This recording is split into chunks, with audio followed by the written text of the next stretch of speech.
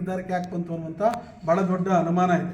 Sir, ಈಗ UGC ನಿಯಮಾವಳಿಗಳ ಪ್ರಕಾರ ನಾವು ನೇಮಕ ಮಾಡ್ಕೊಂಡಿದ್ದೀವಿ ಅನ್ನೋಂಥ ಒಂದು ಮಾತನ್ನು ಹೇಳ್ತಾ ಇರುವಂಥದ್ದು.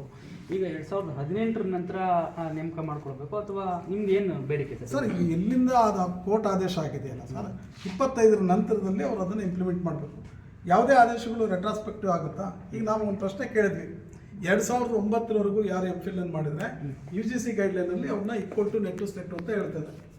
ಹಂಗಿದ್ಮೇಲೆ 2009 ಒಳಗಡೆ ಯಾರ್ಯಾರು MPhil ಅನ್ನು ಪೂರೈಸಿದಾರೋ ನಮ್ಮಲ್ಲೂ ಗೆಸ್ಟ್ ಲೆಕ್ಚರ್ಸ್ಗಳಿದ್ದಾರೆ.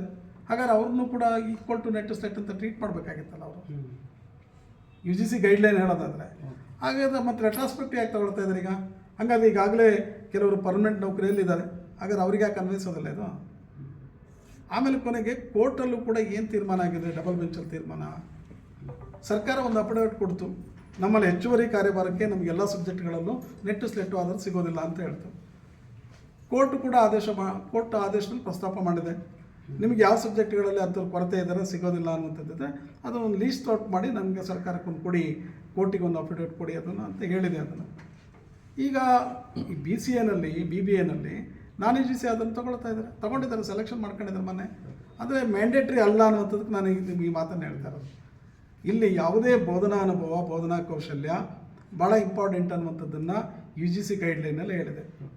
ಈಗ ಪ್ರತಿ ವರ್ಷ ಸರ್ಕಾರ ಇಲಾಖೆ ಲಕ್ಷಾಂತರ ರೂಪಾಯಿ ಖರ್ಚು ಮಾಡಿ ಪರ್ಮನೆಂಟ್ ಟೀಚರ್ಸ್ಗಳಿಗೆ, ಲೆಕ್ಚರ್ಸ್ಗಳಿಗೆ ರಿಫ್ರೆಷರ್ ಕೋರ್ಸ್ ಅಂತ ಕಳಿಸುತ್ತೆ. ಯಾಕೆ ಕಳಿಸುತ್ತೆ? ಅವರಿಗೆ ಸ್ಕಿಲ್ ಡೆವಲಪ್ಮೆಂಟ್ ಆಗಬೇಕು, ಪಾಠ ಬೋಧನಾ ಅನುಭವಗಳು ಬೇಕು. ಇಲಾಖೆ ಕೂಡ ಹೇಳ್ತಾ ಇರುವಂಥದ್ದು ನಾವು ಗುಣಾತ್ಮಕ ಶಿಕ್ಷಣ ಕೊಡಬೇಕು ಅನ್ನುವಂಥ ಒಂದು ಮಾನದಂಡಗಳನ್ನ ಇಟ್ಕೊಂಡು ನಾವು UGC ಗೈಡ್ಲೈನ್ಸ್ ಪ್ರಕಾರ ನೇಮಕ ಮಾಡ್ಕೊಂಡಿದ್ದೇವೆ ಅನ್ನುವಂಥದ್ದು.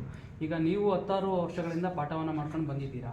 ಈಗ ನೀವು ಸರ್ಕಾರಕ್ಕೆ ಏನು ಇವಾಗ, ಯಾಕಂದರೆ 10, 15, 20 ವರ್ಷದಲ್ಲಿ ಪಾಠ ಮಾಡ್ಕೊಂಡು ಬಂದಿರೋದ್ರಿಂದ ನಿಮ್ಮನ್ನು ಏಕಾಏಕಿ ಹೊರ ಹಾಕಿದಾರಲ್ಲ, ಈಗ ನೀವು ಸರ್ಕಾರಕ್ಕೆ ಏನು ಡಿಮ್ಯಾಂಡು?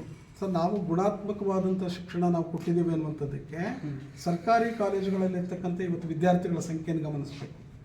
ಮತ್ತು ವಿದ್ಯಾರ್ಥಿಗಳು ಗುಣಮಟ್ಟದ ಶಿಕ್ಷಣ ಕೊಟ್ಟಿದ್ದಕ್ಕೆ ಟೀಚರ್ಸ್ಗಳು ಕೊಟ್ಟಂಥ ಕಾರಣಕ್ಕೋಸ್ಕರ, ಪಾಠ ಮಾಡೋದಂಥ ಕಾರಣಕ್ಕೋಸ್ಕರನೇ ಇವತ್ತು ರಿಸಲ್ಟ್ಗಳು ಕೂಡ ಉತ್ತಮವಾಗಿ ಬರ್ತಾ ಇದೆ. ಖಾಸಗಿ ಶಾಲೆಗಳಿಗೆ ಶೆಡ್ ಹೊಡೆಯುವಂಥ ರೀತಿಯಲ್ಲೇ ಸರ್ಕಾರಿ ಕಾಲೇಜುಗಳು ಬಂದಿದ್ದಾವೆ.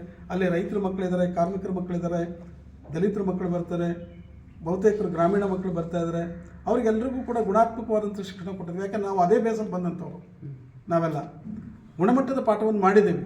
ಒಂದು ಸರ್ಕಾರ ಹೇಳುತ್ತೆ ಗುಣಮಟ್ಟದ ಶಿಕ್ಷಣ ಕೊಡೋದಕ್ಕೋಸ್ಕರ ನಾವು UGC ಅದನ್ನು ತಗೊಳ್ತೀವಿ ಅಂತ. ಹಾಗಂದ್ರೆ ಇಷ್ಟು ವರ್ಷ ನಾವು ಪಾಠ ಮಾಡಿದ್ದೀವಲ್ಲ, ಗುಣಮಟ್ಟದ ಶಿಕ್ಷಣ ಕೊಟ್ಟಿಲ್ವಾ? ಕೊಟ್ಟಿದ್ದೀವ ಇಲ್ಲ ಸರ್? ಬೋಧನಾ ಅನುಭವ ಬೇಡವಾ? ಹಂಗಾರೆ ಟೀಚಿಂಗ್ ಎಕ್ಸ್ಪೀರಿಯನ್ಸ್ ಬೇಕಾಗಿಲ್ವಾ? ಈಗ ಯಾಕೆ ಇದನ್ನು ಹೇಳೋವಂಥದ್ದು ಸರ್ಕಾರ? ಹಂಗಂತ ಗುಣಮಟ್ಟ ಕುಸಿದಿದೆ ಅಂತ ಅನ್ನುವಂಥದ್ದಾದರೆ 2025 ಒಳಗಡೆನ ಇಡೀ ಡಿಗ್ರಿ ಕಾಲೇಜ್ ಮೆರಿಟ್ ಲಿಸ್ಟನ್ನು ನೋಡಲಿ. ಅವರು ಎಷ್ಟು ಸಂಖ್ಯೆಯಲ್ಲಿ ನಮ್ಮ ವಿದ್ಯಾರ್ಥಿಗಳು ರ್ಯಾಂಕ್ ಬಂದಿದ್ದಾರೆ, ಬೋಧನಾ ಅನುಭವ ಇರ್ತಕ್ಕಂಥ ಮೇಷ್ಟ್ರುಗಳ ಪಾಠ ಕೇಳಿ.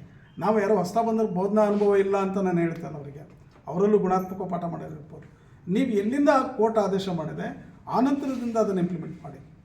2025 ನಂತರದಲ್ಲಿ ಆದೇಶ ಬಂದಿದೆ, ಅಲ್ಲಿಂದ ಇಂಪ್ಲಿಮೆಂಟ್ ಮಾಡಿ. ಹೆಚ್ಚುವರಿ ಕಾರ್ಯಭಾರಕ್ಕೆ ಇನ್ನೊಂದೇನು ಗೊತ್ತಾ ಸರ್, ನೀವು ಸರ್ಕಾರಿ ಕಾಲೇಜ್ ಶಿಕ್ಷಣ ಇಲಾಖೆ ಸುತ್ತೋಲೆಗಳಲ್ಲೆಲ್ಲವೂ ಕೂಡ ಪ್ರಸ್ತಾಪ ಮಾಡಿದ್ದಾರೆ. ಅತಿಥಿ ಉಪನ್ಯಾಸಕರನ್ನ ಹೆಚ್ಚುವರಿ ಕಾರ್ಯಭಾರಕ್ಕೆ ಅಂತ ನೇಮಕ ಮಾಡ್ಕೊಂಡಿದ್ದೀವಿ. ಹೀಗೆ ಹೆಚ್ಚುವರಿ ಕಾರ್ಯಭಾರಕ್ಕೆ ನೇಮಕ ಮಾಡಿಕೊಂಡಂಥ ಅತಿಥಿ ಉಪನ್ಯಾಸಕರನ್ನು ಯಾರು ಡಿಸ್ಟರ್ಬ್ ಮಾಡ್ಬೋದು ಅಂತ ಹೇಳುತ್ತೆ ಇಲಾಖೆ ಸುತ್ತೋಲೆಗಳು. ಪ್ರತಿ ವರ್ಷ ಸುತ್ತೋಲೆಗಳಲ್ಲಿ ಒಂದು ಟ್ರಾನ್ಸ್ಫರಿಂದ, ಡೆಪ್ಟೇಷನಿಂದ ಹೊಸ ನೇಮಕಾತಿ ಆದಂಥ ಸಂದರ್ಭದಲ್ಲಿ ನನ್ನನ್ನು ಡಿಸ್ಟರ್ಬ್ ಮಾಡಬೇಕು ಅನ್ನುವಂಥದ್ದು ಹೇಳುತ್ತೆ. ಬಟ್ ಅದನ್ನು ಉಲ್ಲಂಘಿಸಿದೆಯಲ್ಲ ಇಲಾಖೆ, ತಾನು ಮಾಡಿದಂಥ ಸುತ್ತೋಲೆ ನಿಯಮಗಳನ್ನು ಉಲ್ಲಂಘಿಸಿ ತಗೊಂಡಿದ್ರಿಂದ ಈಗ ನಮ್ಮಲ್ಲಿ ಕೆಲವರು ಏಜ್ ಬಾರ್ಡ್ ಆಗಿದ್ದಾರೆ. ಈಗ ಏನಂತಂದ್ರೆ, ಈಗ ಸರ್ಕಾರ ಈಗ ನಿಮ್ಮನ್ನು 6,500 ಅತಿಥಿ ಉಪನ್ಯಾಸಕರನ್ನ ಹೊರಗಡೆ ಕಳಿಸಿದೆ. ಈಗ ನೀವು ಸರ್ಕಾರಕ್ಕೆ ಈಗ ನೀವು ಕಾಯಂ ಮಾಡಿ ಅಂತ ಕೇಳ್ತಾ ಇಲ್ಲ, ಒಂದು ಕೆಲಸ ಕೊಡಿ ಅಂತ ಕೇಳ್ತಾ ಇರುವಂಥದ್ದು. ಈಗ ಮುಖ್ಯವಾಗಿ ಈಗ 10-20 ವರ್ಷಗಳ ಕೆಲಸ ಮಾಡಿದವರು ಇದ್ದೀರಾ, ಅದರ ಬೇಸಿಕ್ ಮೇಲೆ ನೀವು ನಮ್ಮನ್ನು ಕೆಲಸಕ್ಕೆ ಎಕ್ಸ್ಪೀರಿಯನ್ಸ್ ಆಧಾರದ ಮೇಲೆ ಕೆಲಸಕ್ಕೆ ತಗೊಳ್ಳಿ ಅಂತೀರೋ, ಅಥವಾ ನಿಮ್ಮ ಡಿಮ್ಯಾಂಡ್ ಏನಿದೆ ಸರ್?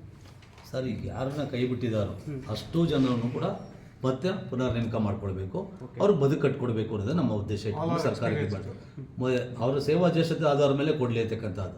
ಇನ್ನು ಹೊಸ ನೇಮಕಾತಿಗಳು ಬಂದಾಗ ಸರ್ಕಾರ ಯಾವ ರೂಲ್ಸನ್ನು ಫಾಲೋ ಮಾಡುತ್ತೋ ಅದಕ್ಕೆ ನಮ್ದು ಯಾವುದೋ ಅಬ್ಜೆಕ್ಷನ್ ಇಲ್ಲ. ಈಗ ಬೀದಿಗೆ ಬಂದಿರುವಂಥ 6,500 ಅತಿಥಿ ಉಪನ್ಯಾಸಕರನ್ನು ಪುನಃ ಕೆಲಸಕ್ಕೆ ತಗೊಳ್ಬೇಕು ಅಂತಕ್ಕಂಥದ್ದು. ಮತ್ತು ಸರ್ಕಾರ ಈಗಾಗಲೇ 2,500 ಜನ ನಾನ್ UGC ಅವ್ರನ್ನ ಅಪಾಯಿಂಟ್ ಮಾಡ್ಕೊಳ್ಳೋದಾದ್ರೆ ಒಂದು ಕಣ್ಣಿಗೆ ಸುಣ್ಣ, ಒಂದು ಕಣ್ಣಿಗೆ ಬೆಣ್ಣೆ ಆಗ್ತದೆ. ಅನುಭವವನ್ನು ಕಿತ್ತು ಬಿಸಾಕಿ 0 ಎಕ್ಸ್ಪೀರಿಯನ್ಸ್ ಇರುವಂಥ ನಾನ್ ಕ್ವಾಲಿಫೈಡ್ ಅಂತವ್ರನ್ನ ತಗೊಳ್ಳೋದಾದ್ರೆ ಅದರ ಅನುಭವ ಇರುವಂಥವ್ರನ್ನ ಯಾಕೆ ಕೈ ಬಿಟ್ಟಿದ್ದೀರಿ ನೀವು? ಒಂದು ಕಡೆ ಗುಣಾತ್ಮಕ ಶಿಕ್ಷಣ ಕೊಡಬೇಕು ಅಂದರೆ ಇಲಾಖೆನೇ ಹೇಳಬೇಕಾದ್ರೆ, ಹಾಗಾದ್ರೆ ನಾನು UGC ತಗೊಳ್ಳುವಾಗ ಅಲ್ಲೇ ಗುಣಮಟ್ಟವನ್ನು ನೀವು ಕಾಪಾಡ್ಕೊಳ್ತೀರಿ. ತಗೊಳ್ಳೋದಾದ್ರೆ UGC ತಗೊಳ್ಬೇಕಾಗಿತ್ತು. U G C qualified candidate ಸಿಗ್ತಾ ಇಲ್ಲ, ಸ್ಕೇರ್ ಸಿಟಿ ಇದೆ ಅನ್ನೋ ಕಾರಣಕ್ಕೋಸ್ಕರ ನಾವು ನಾನ್ ಕ್ವಾಲಿಫೈಡ್ ತಗೊಳ್ತೀವಿ ಇರೋದಾದ್ರೆ, ನಾಳೆ ಅವರು ಸಿಕ್ಕಿಲ್ಲ ಅಂದರೆ SLC ಮಾಡಿರೋನ ಪಾಠ ಮಾಡಿರೋನ ಕರ್ಕೊಂಡು ಪಾಠ ಮಾಡಿಸ್ಬೋದೇನೋ ಇಲಾಖೆ. ಇನ್ನು ಯಾವ ರೀತಿ ಗುಣಮಟ್ಟವನ್ನು ಶಿಕ್ಷಣ ಕಾಪಾಡುತ್ತೆ ಇದು ಇಲಾಖೆ ಅಂತಕ್ಕಂಥದ್ದನ್ನ ಕ್ವಶನ್ ಮಾಡ್ತೀವಿ ಸರ್. ಇದಿಷ್ಟು